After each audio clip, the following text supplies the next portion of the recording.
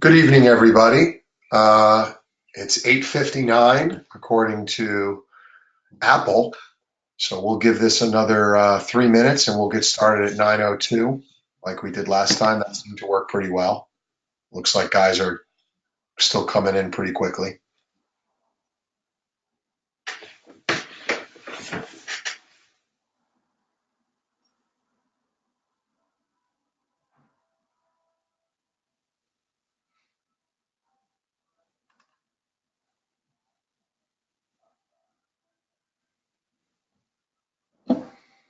Yeah, we can see guys adding in a big rush right now. So let's give it just about another 90 seconds and then we'll get rolling.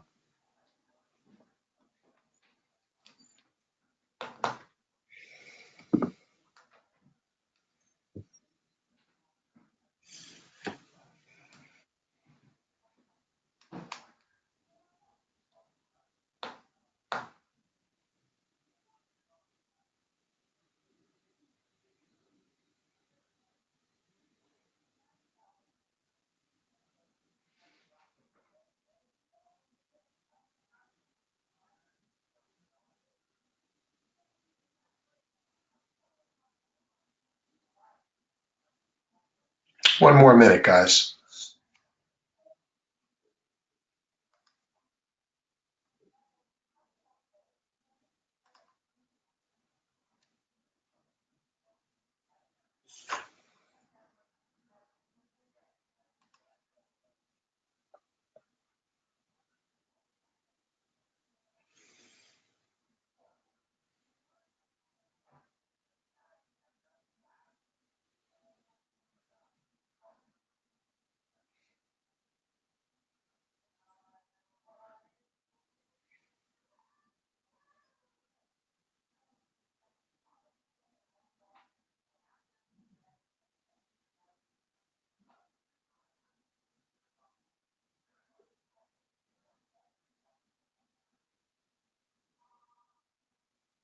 All right, guys, 9:02. Let's get rolling. Well, good evening, everybody. My name is PJ Colello, and I welcome you to the fourth and final NILOA Directors Call for 2019. Colin Powell said, "There are no secrets to success. It is the result of preparation, hard work, and learning from failure." So, in that spirit, in addition to thanking U.S. Lacrosse for their continued partnership and support, spearheaded by Charlie Obermeyer, in addition to thanking Tom Sutton for our NILOA Director of Development for all of his hard work, for TA, Tom Abbott, our NCAA National Coordinator of Officials, for running through these clips, talking about where he wants to see the focus, and for joining us on these rulings. I also want to thank all of the officials that have found themselves in these calls this year, doing it right, doing it wrong, or doing it, maybe somewhere in between, which is what most of this stuff is. Shades of gray where we could look to improve. We really appreciate the fact that it's been received in the spirit in which it's meant, in the spirit in which to try and learn and improve and grow. So let's continue to do that. And without further ado, let me turn this over to Tom Sutton and Tom Abbott for our final director's call of the year. Thanks, PJ. And I just want to go on and say, on behalf of Tommy and I and the board of directors, we thank all of you guys for your time and commitment to attend these and watch them offline. The season has flown by. I think the first call was February 7th, I think, and it seemed like yesterday to me. So, and I know Tommy feels similar because we talk often about that. So, but we do appreciate your time and effort you guys put in. We hope we have brought some consistency to our calls by showing the videos, talking through them, and hopefully prepared you guys to walk on the field a little bit better than we had in the past. Continuing NILOA education and development, We will have some training opportunities throughout the summer. Hans Wittelsberger, again, is running the training events for us. I'm sure you'll be seeing some events posted on our NILOA website soon. And if you can take an opportunity to attend one of those, they have been very beneficial in the past. So, again, Hansi will be putting something out on those. Real quick, we hope to get you out of here. We always say we want to get you out of here in an hour. We're a little earlier tonight. I know everybody's busy.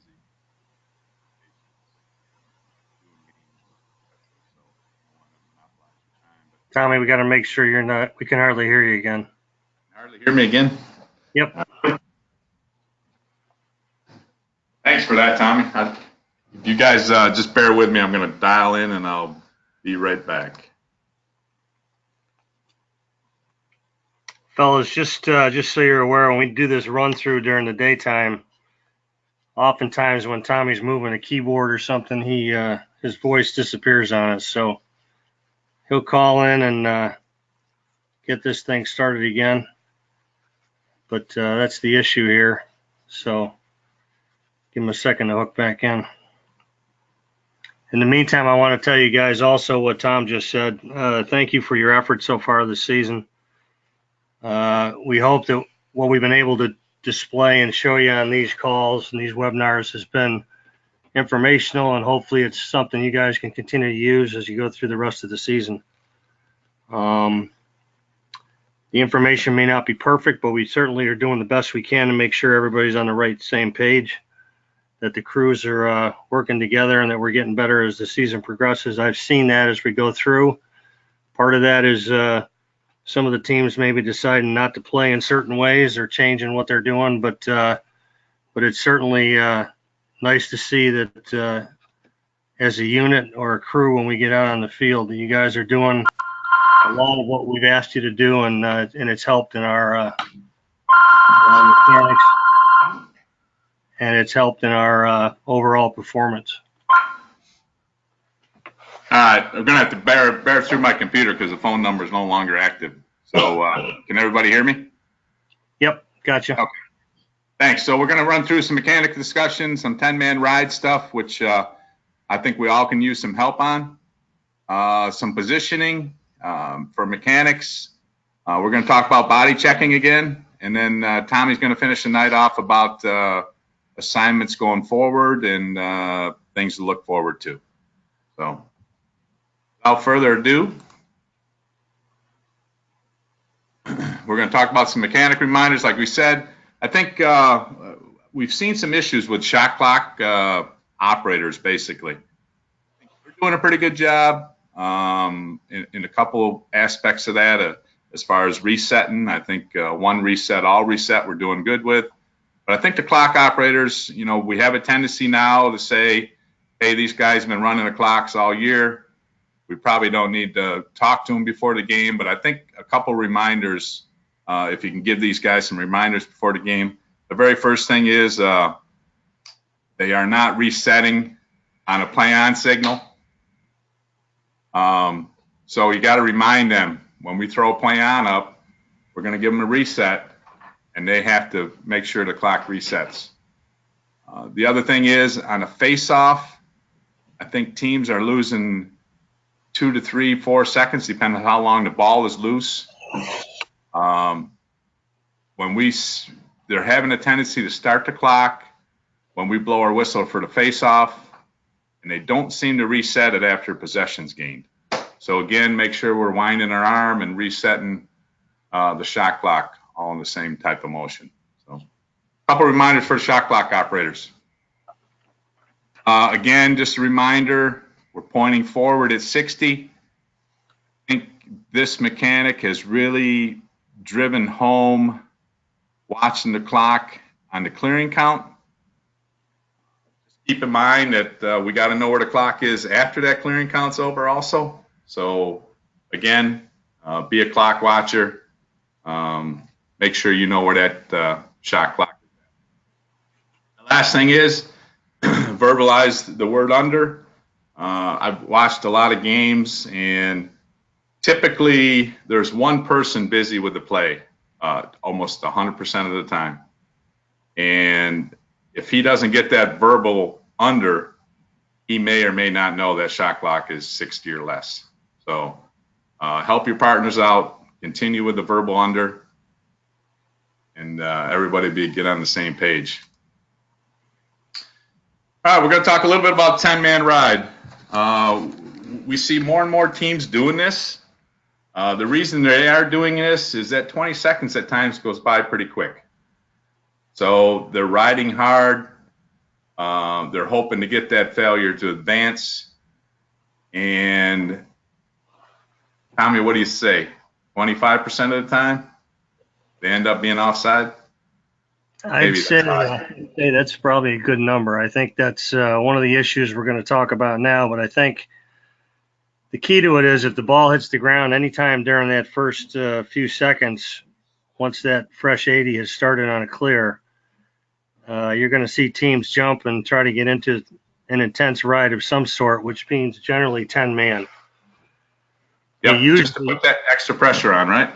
Right, they're putting that extra heat on, and then usually what happens is within the next 5 to 10 seconds, by the time the clock hits 70, they're full force into it, and that's what Tommy's going to show you right now. Yep, and so what we're saying is this offside is probably happening. You know, Tommy's looked at a lot of film. He's saying it's right around the 70-second mark, 10 seconds into the clear, which I kind of agree with. And when you watch the clips, you're probably going to see that exact thing. So we're going to try to give you some tips, lead, center, and trail, to try to combat, this offside and this 10-man ride situation. The biggest player in this, we always relied on C for the offside, right? Well, this has got to be a total team effort for us to get this call correct. There's no way one person can make this call. We need everybody watching it. Yeah, and by the way, we got to watch the 60-second shot clock too, right? Make sure it's on the clearing count, failure, advance. So there's so many moving parts now, and we need the whole team concentrating on this. So if they're in a 10-man, first thing you got to do is recognize it, right? Be ready for it. Talk about it in your pregame. If you can be ready for it and notice it, and if you notice it as trail, verbalized to the C, 10-man, who cares, right? We're letting our partners know that we got to raise our awareness for the offside. So to help the situation, the lead, he didn't fall down. He's tipped that way for a reason, all right? I tipped the lead a little bit because he's got to go down there and he's got to open up. The first thing the lead should recognize is the goalie and the two long poles that are covering the attackman. Possibly might be a short stick covering an attackman, but typically those 6 players are together, right? And typically they're down a little bit lower. They have a tendency to stay away from the midfield. So as a lead, you recognize where those players are. You look up and kind of the highlighted X's and O's here. These are the guys that are probably going to be the ones that are going offside. So you pick up these guys. What happens is when they start pressing, like Tommy said at the 70-second mark, well, this guy has a tendency to come over here and ride this player a little bit harder. So now they're offside.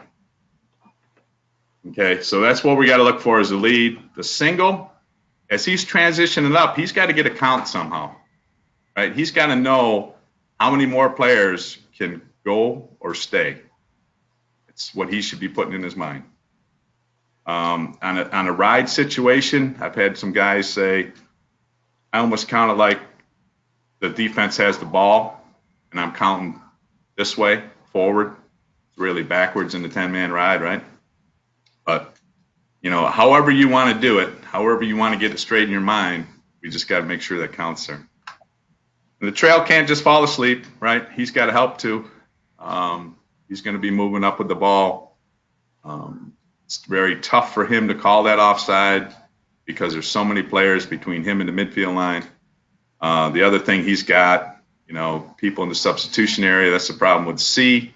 Sometimes do they even have enough on the field? But if they put 7 over here on this end, it doesn't matter, does it? They're offside.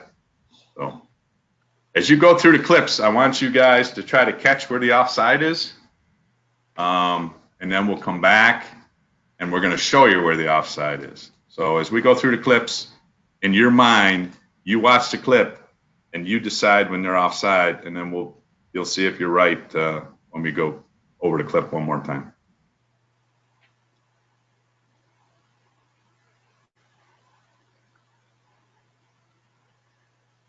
That's just indicating where the ball is. We just wanted to make sure you guys knew where the ball was.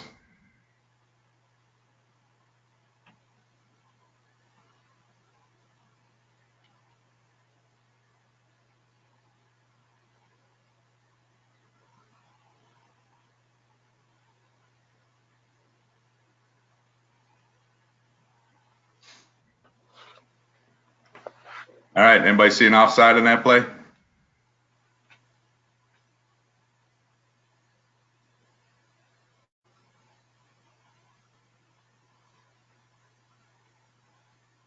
Maybe right there, real quick, right? It happens quick. We didn't circle these ones. This was just the intent to be aware of the long shot. The next clips, we will actually highlight the players that are offside for you.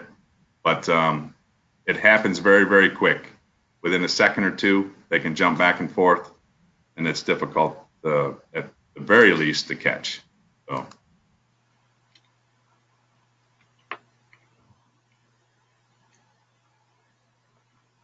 Generally, it occurs when the ball gets close to midfield, fellas. Once they get it past the restraining line where they get in range, it's about when it happens. Okay, so this is going to be a clear right from the end line. Ball's put back into play. Anybody offside yet?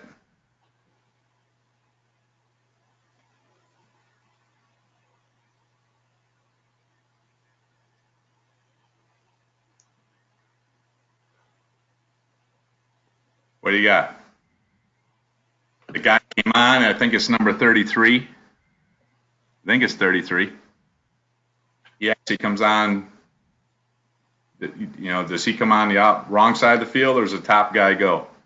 Doesn't matter. You can count very clearly that there's 7, right? We'll let it run one more time, just to give you an idea. The lead down here, he needs to turn a little bit and help that situation out. But it happens so quick that we'll watch it one more time.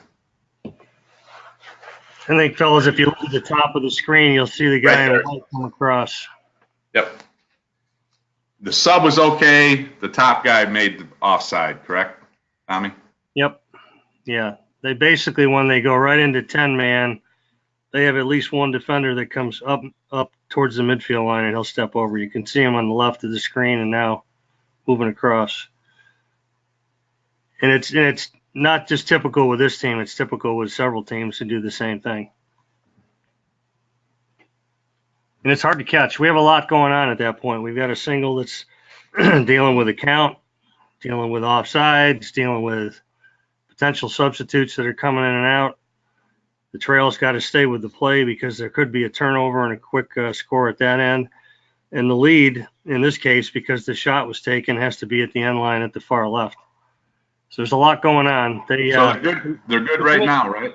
Yeah, the committee did a good job of trying to make sure that they took the responsibility to clear the count away from us, the clearing count. But in essence, it's made it a little more difficult for us because we got so much to deal with. So these are just a couple examples of when it occurs. And generally, in this case, it's a long shot that ends the play. Right there outside. That's how quick it happens. And, then we're turning our attention to the shot and everything else. So we understand it's difficult.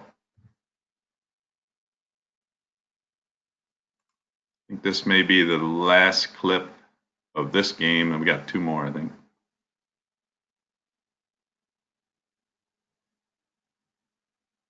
You notice right now they're offside, they're onside. They're offside, they're onside, they're offside. All right, the flag's on the field. We got a flag on this one. But that's just how quick it can happen, guys.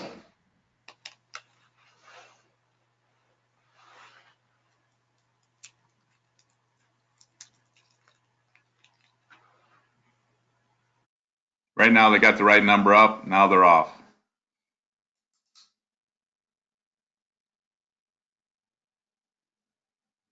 Now they're back on. It's typically a long pole.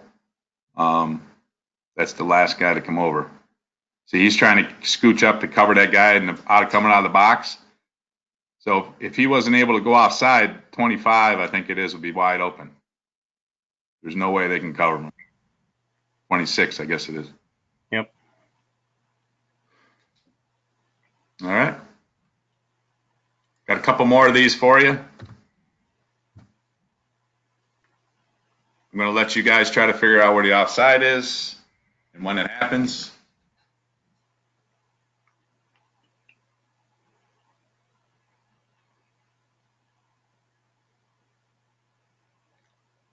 Everybody got 7? As you can see, as I mentioned earlier, if 27 white, the long pole, was not coming offside, this guy is wide open to receive a pass.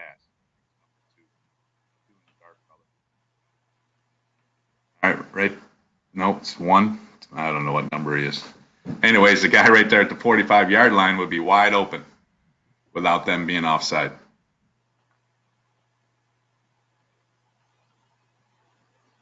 And this 10-man ride makes us spread out quite a bit also. It's number 4, I guess. No, not 4. It's 2. Number 2 would be wide open.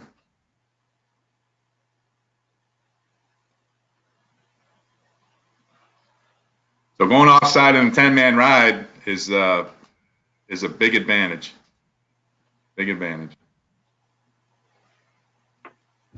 Whoop. Go back one.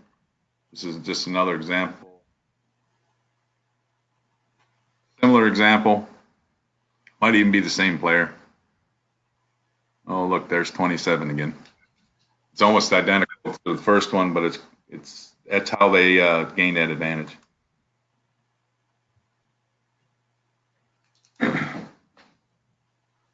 Okay, so Tom, one of the things that's come in pretty quickly from guys is it's very apparent that instead of your traditional count the offense first, and offsides is only offense when they've got more than 6 guys in front, that when you see a 10-man, you have to change the way you count per all of these examples. And I just thought it necessary to, based upon the questions that are coming in, that you know, guys, they have to change the way they think when they count offsides in a 10-man. PJ, you're absolutely right. That's, I mean, the first train of thought for years with all of us was you count numbers going across the field, offense first. I think in this case, because of the 10-man ride, the fact that we shortened it up to 20 seconds and the fact that they're doing this, we have to actually be able to count and be aware of both teams. But that philosophy is no longer 100% correct. You got to look both ways now. Count both numbers. Do you guys suggest that lead, because it's very difficult for C in this situation to take his eyes off the play? Do you guys suggest that one of the tools that lead can use is when guys come watching which side of the field the guys sub on and off on as they're coming in and out of that box? Yeah, and I think that was part of the one slide there where the lead is opened up back upfield in probably non-traditional type fashion, staying a little bit higher than is normal, getting to the goal position, staying a little bit up by the restraining line, opening up, know where the players are on the field, and that last sub. Yes. And the other part of this, I think, is really important is try not to turn your back on the play. You can backpedal and do this. It's going to give you a full vision of the field and the sub box once you get past there. You turn your back on the play, it's going to be hard to see. Yep, and like Tommy said before, you got 10 seconds, and that before the 10-man really jumps into high fashion, high energy. So you've got time to get there and open back up. Yep. Just keep in mind, the lead still got a responsibility if it's a shot or not. So you also have to pay attention where the ball is to some extent and what they're doing with it. And if they do shoot it, it's all up to us and determine whether it's a shot, a legitimate shot, or just a throw to the end line to try to get possession back. All right.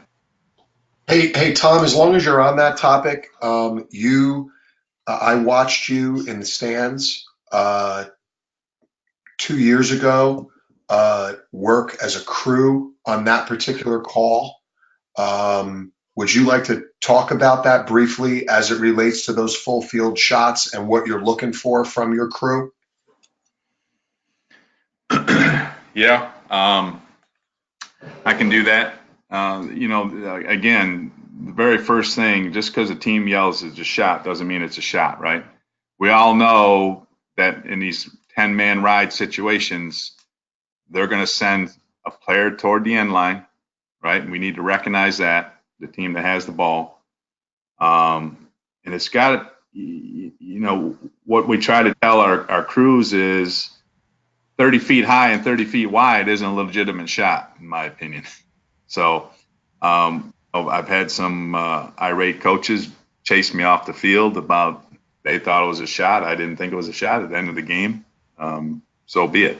Again, it's all up to us, but we need to help each other. It's another thing to see they can help on that shot too. I will always look back if I'm a lead and try to get some agreement from the C, whether he thought it was a shot or not. Simple mechanic. I just shake my head no if I'm the C, if I'm going to help my lead. If I can't help my lead, he's on his own, and I'll probably just have a blank stare. But we need to help each other again. It's not easy by any means when they go 10-man ride.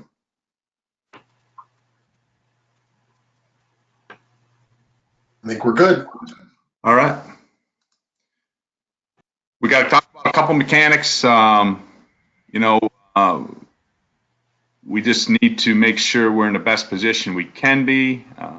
I think a lot of it revolves around the trail, where the trail needs to be. I think, in the past, we said the trail should be 5 yards in all situations and 5 yards up.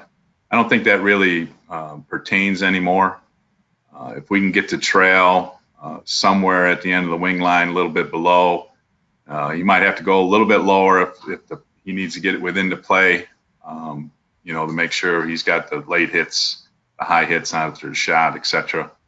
But somewhere right around where the tee is now is kind of what we're looking for, just so we can make sure that transition, the over and back, is covered a little bit easier. We're going to show you some clips. We all get caught. This is nothing new. But in these clips, again, if we work as a team, it will help the whole situation out. All right, we're all going to get caught. Don't think you're not going to get caught by the ball. Get behind the ball, get inside the ball.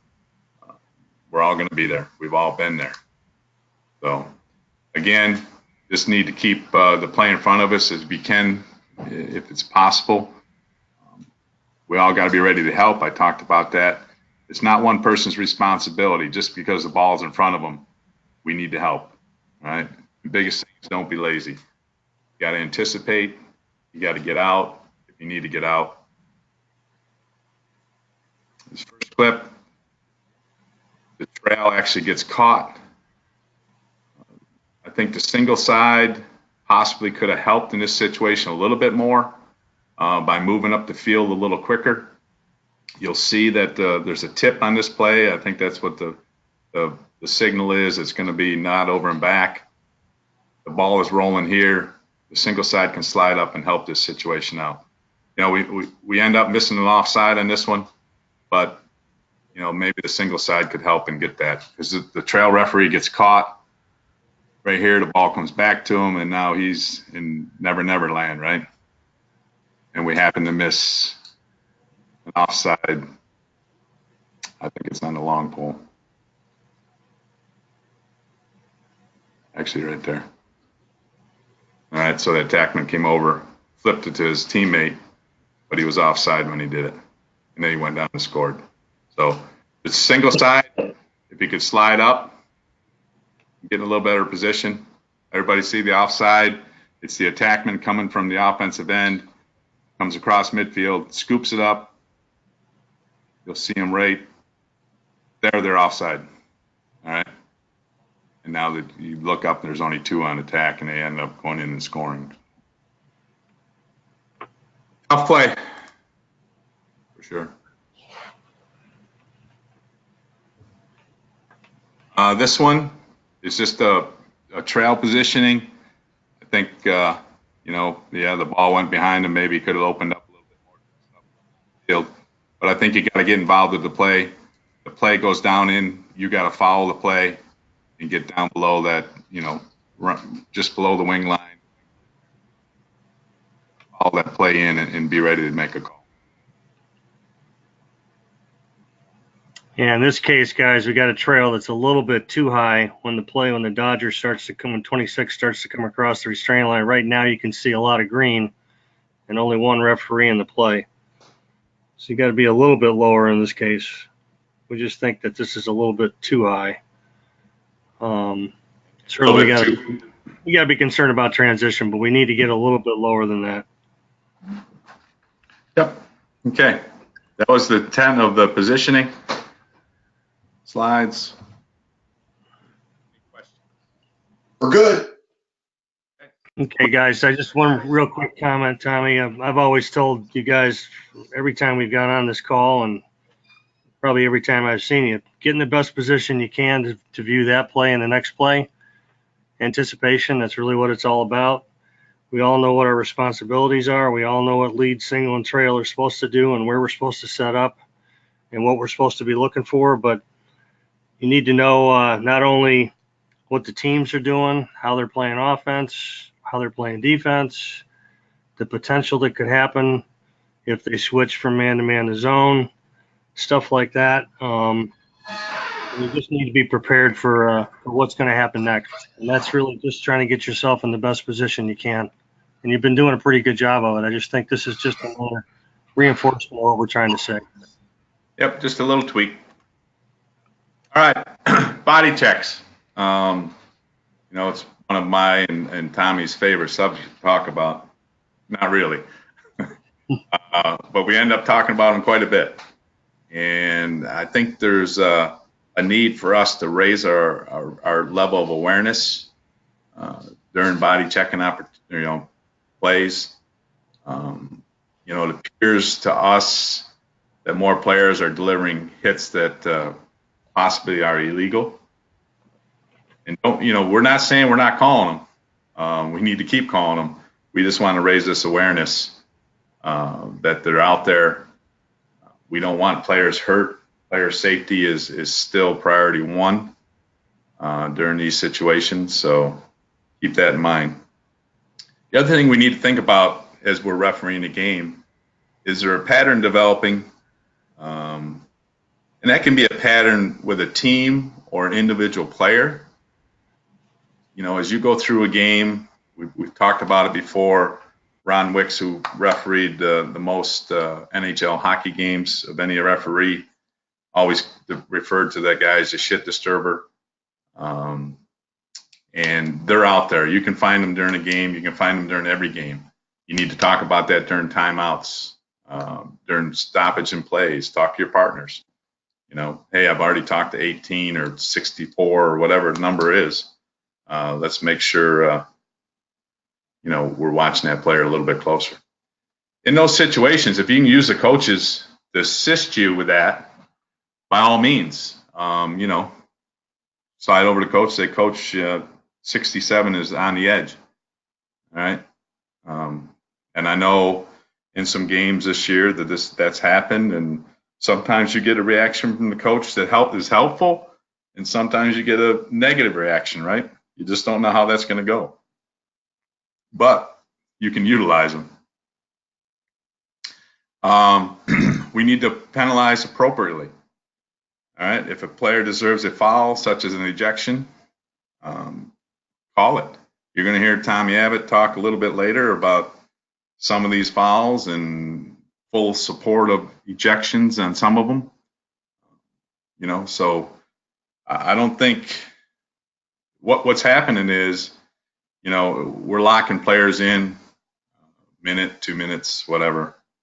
But on the other end, the player that the hit was delivered to could be entering concussion protocol and miss the remainder of that game, miss the next game.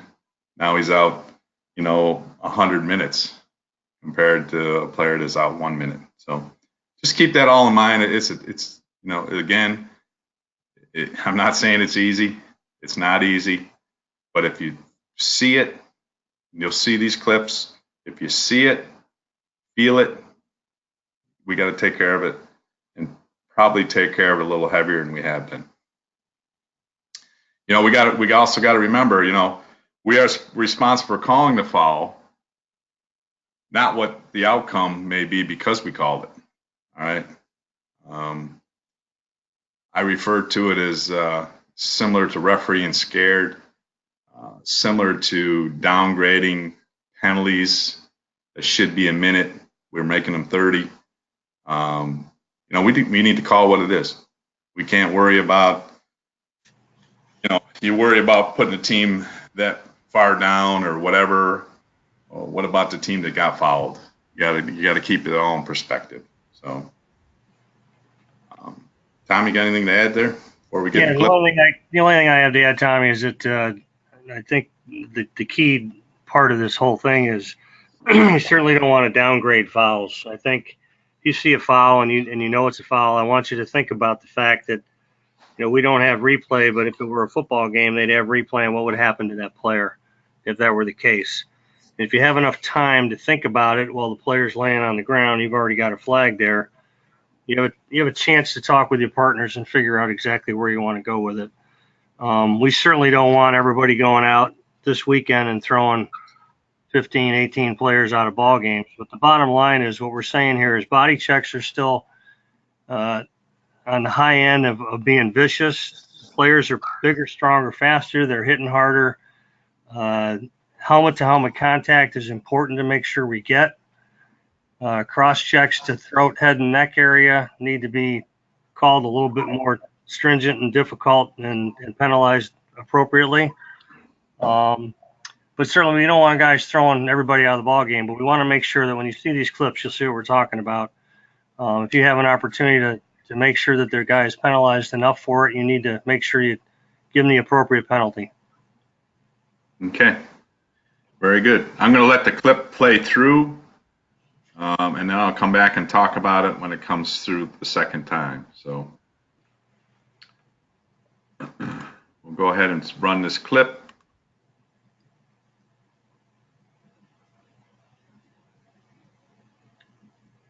This one occurs on the far side of the field a little bit.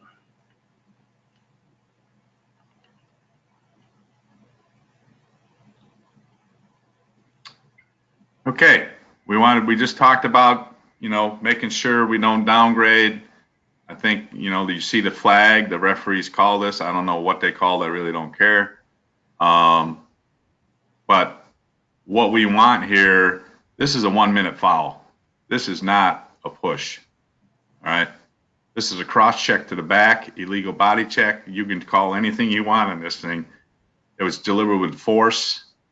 Much more than a push. This is the intent of this clip.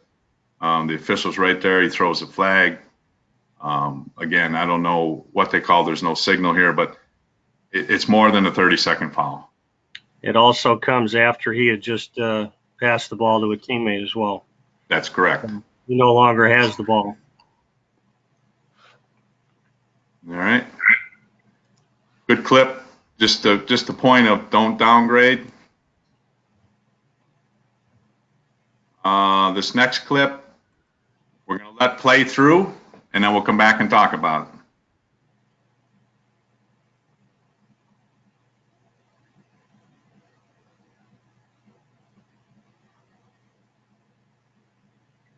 We'll let it play through twice live, and then we'll come back.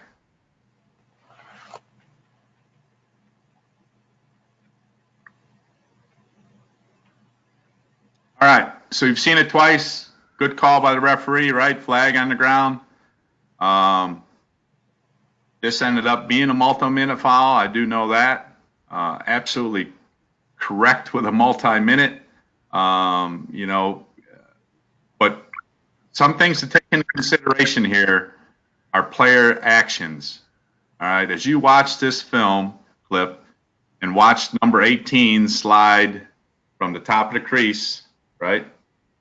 He's going to slide from the top of the crease over. Watch his legs and his feet. They actually come off the ground. He's delivering that check with force. We can't tell from the clip where it hit, but I'm pretty sure, you know, from talking to the officials on the game, it was, you know, a pretty vicious hit. You know, again, if it's direct and in the jaw, this hit, you know, we got, like I said, we were fortunate enough to talk to the referees on the game. This hit happened very early. You got, you know, it's good that they were prepared for it. They threw the flag, multi-minute foul. You can see, I think it was, what, 5 minutes in the first quarter? Right, 5 minutes left in the first quarter. Yeah. Yep. 5:39 or something. Yep. But, you know, the officials are ready. Definitely multi-minute foul. There's nothing wrong going 3, whatever, on this one either. So, good job by here, and you know that's a 5:46. So, be ready. This next clip, we'll let it play through again, see what you guys think, and then we'll come back and tell you what we think. Other than the coaches throwing their hands up, right? Play it one more time, and we'll come back.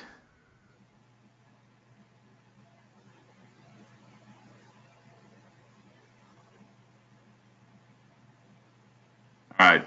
First of all, it's very difficult to see where the contact is, correct? We can see that the player took his right hand off the stick. So either way, it's an illegal check, correct?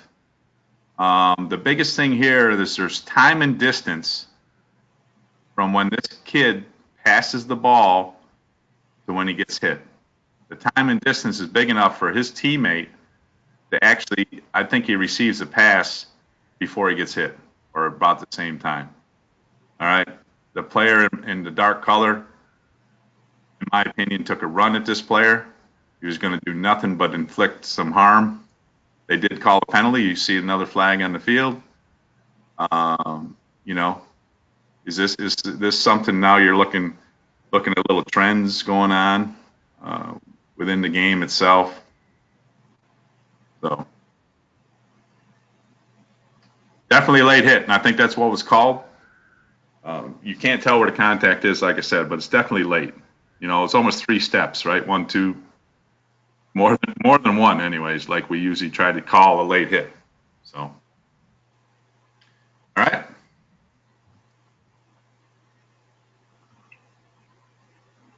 We'll let this one play through a couple times. Again, we'll come back and tell you what our thoughts are.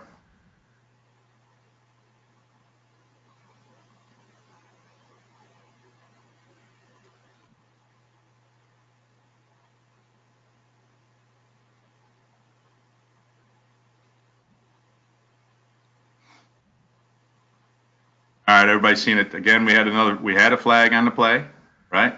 Flag on the play. I guess when we talked about this, we saw it, you watched it several times. The more you watch it, the worse it gets, in my opinion. If this isn't an ejection foul, it's hard to come up with one. You know, like Tommy said, if this was replayed in football, this kid would be out this game and the next game.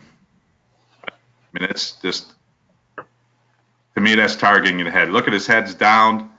There's no way that guy can have a legal body check on that guy because his head, first thing he's going to hit is his head, which he did with his stick right in the face mask.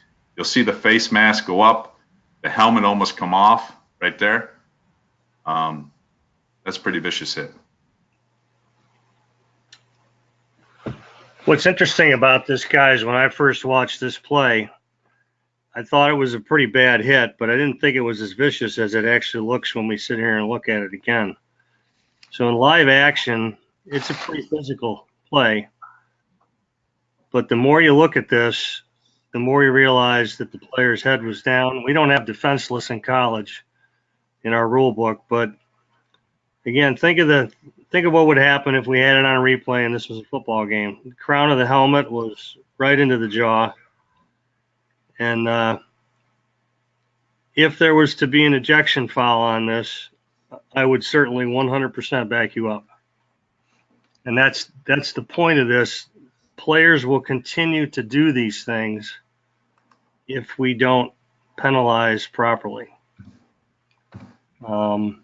Vicious hits like that. Now we're coming to another one here. This one's in a different location with a different set of referees. Player comes from a long way away and with 37 seconds left in the game and does essentially the same thing that we saw in the last clip. This player was ejected. So we have to think in that vein. I mean, I'm not saying that we need to go out there and throw everybody out of ball games because that's certainly more paperwork than we want to deal with. But when you look at this one, you can see the player, the wingman come. He takes a couple steps and then takes a full run at this guy and delivers a blow helmet to helmet. And the officials all had flags. All three guys had flags on this play. And interestingly enough, the coach for the team in yellow, whose player was the one who got hit, received an unsportsmanlike conduct foul during the dead ball and, in essence, lost the possession on this one. But our guys had it right, and I think the point of these whole clips is the game's getting physical. Players are bigger, stronger, faster, and we need to be aware that concussions are out there, and we need to do whatever we can to protect players in this type of deal. We can't stop them from doing it, but the only way we can maybe deter them from doing it is to call these fouls.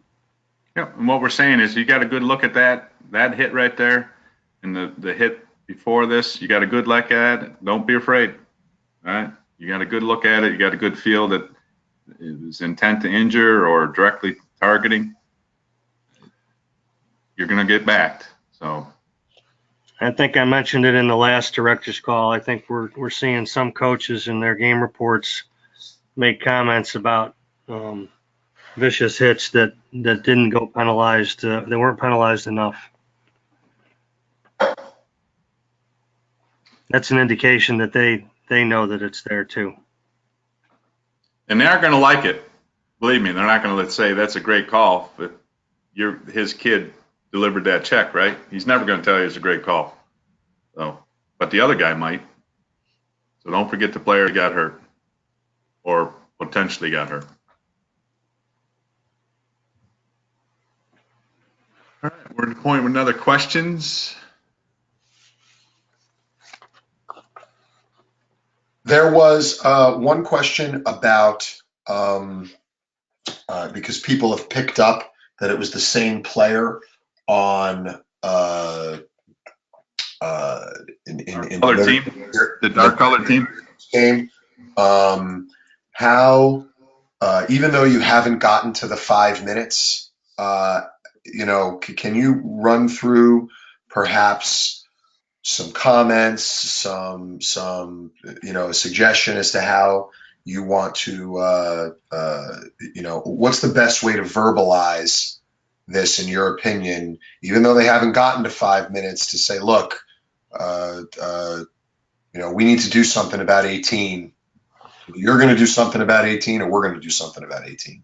Yep. If you go back to the slide, PJ, it's a good point. The slide says if you can utilize the coaches, and I know it was done in this game. They went up to him and said, "Hey, you're close to losing 18. You're going to have to do something with them." I don't know what the reaction was during the game, but you can see that he probably had 4 minutes of fouls in those 3 clips. I would say minimum like I said, I don't know exactly all the foul calls, but I would assume that he had a minimum of 4. So yeah, your radar, your antennas up even more on a player like that, and again, utilize the coaches. Typically it's interesting. Sometimes you'll get a positive reaction from a coach. Sometimes you won't get any reaction, and sometimes, it's kind of a negative reaction to you when you're trying to help them out in that situation. But again, keep throwing the flags. I think, we saw a lot of clips here tonight. The good things, the flags hit the ground, which is good. All right, we're not saying these were not called at all. They were called, and PJ, you just gotta everybody, you just gotta work through that situation, trends, what a certain player does, and if he's that bad, you're gonna have to find a way to. You don't have to look too hard to find a way to follow him out, right? Yeah, Tommy, I think the important part here too is coaches can help you, but the bottom line is the player can help you the most. If you get a chance to get to that kid and get him off the cliff, somehow remind him that he's not playing within the rules. Sometimes they take it the wrong way too, but the bottom line is if you can game manage yourself out of that deal with the player himself or with his teammates, that's one way of doing it. Go to the coach, that's another way of doing it. And if you have to manage the number of fouls and the minutes that the guy has, that would be the third way to do it. So that would be my suggestion. It worked best for me. But certainly players are not immune to talking, so they would be receptive to talking to a teammate, or you yourself can do it.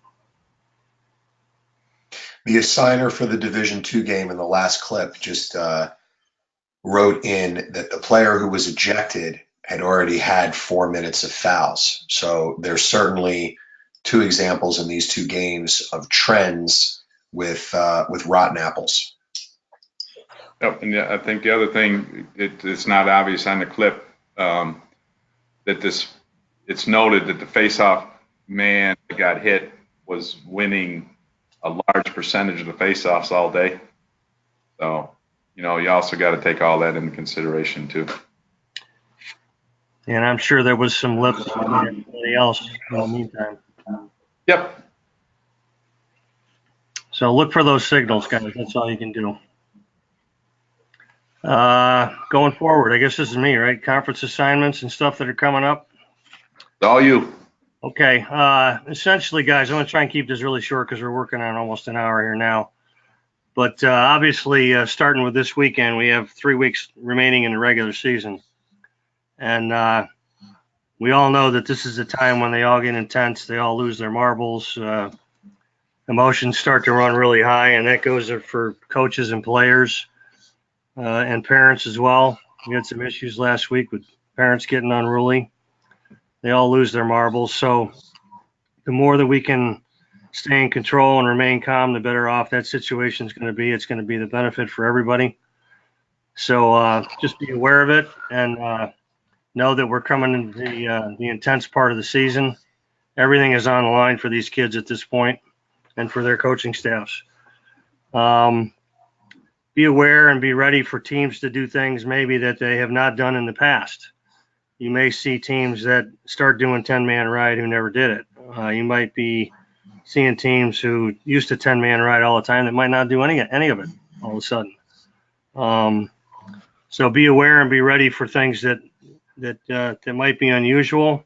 You might see players dive that have not tried to dive all year, just to change their style up. Everybody's into their film process and their video review. They look at tendencies for everything, and this is a time of year when some of them let a different cat out of the bag. So just be aware of it and be as prepared as you can be for what's coming down the pipe.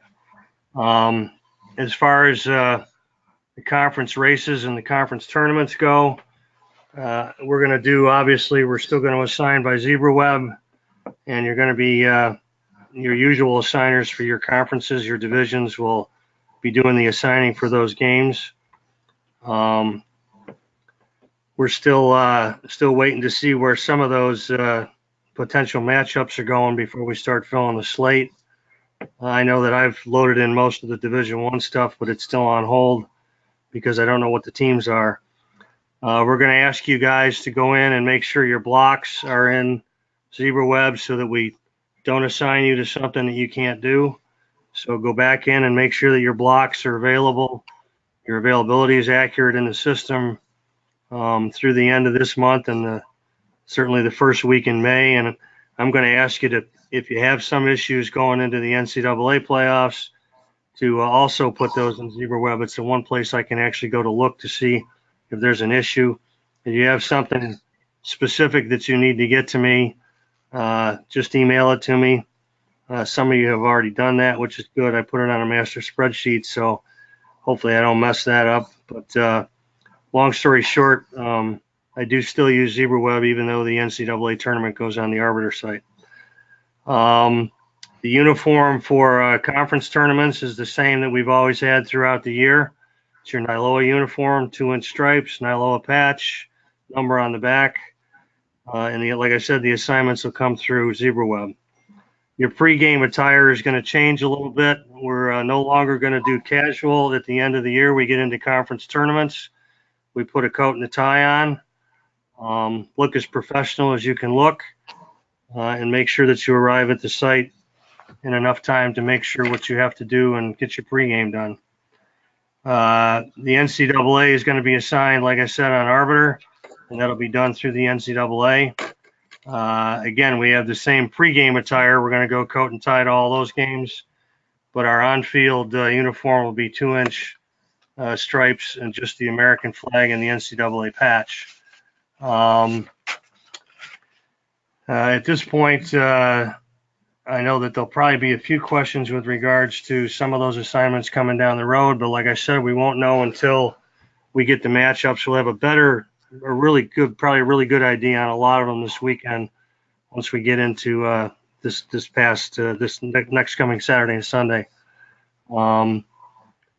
If there are questions with regards to anything that you may have with regards to where you can or cannot travel, make sure that you get to your assigners. Make sure that you get to me in particular for Division I. And we've already done a lot of stuff ahead of time. All the assigners have talked. We've looked at some pregame potential matchups. We've got lists together of guys who've done observations this year. We've looked at observation reports. We're going to continue to do that. And that's basically about it, Tommy. I think I want to commend everybody for doing a really good job with these directors' calls. Thank Charlie and PJ and everybody for doing all the things that are necessary to do to get this thing squared away. And for all you guys for paying attention and listening. All right. Well, I appreciate it again. And thanks, everybody. And good luck the rest of the year. Work hard. And, the best of luck going forward. Thanks, everybody. Have a good evening, everybody. We'll get this posted on the NILOA site after Monday at noon. So please share with your friends to get on there and take a look, either through GoToWeb until Monday at noon, and then on the NILOA site. Have a good evening.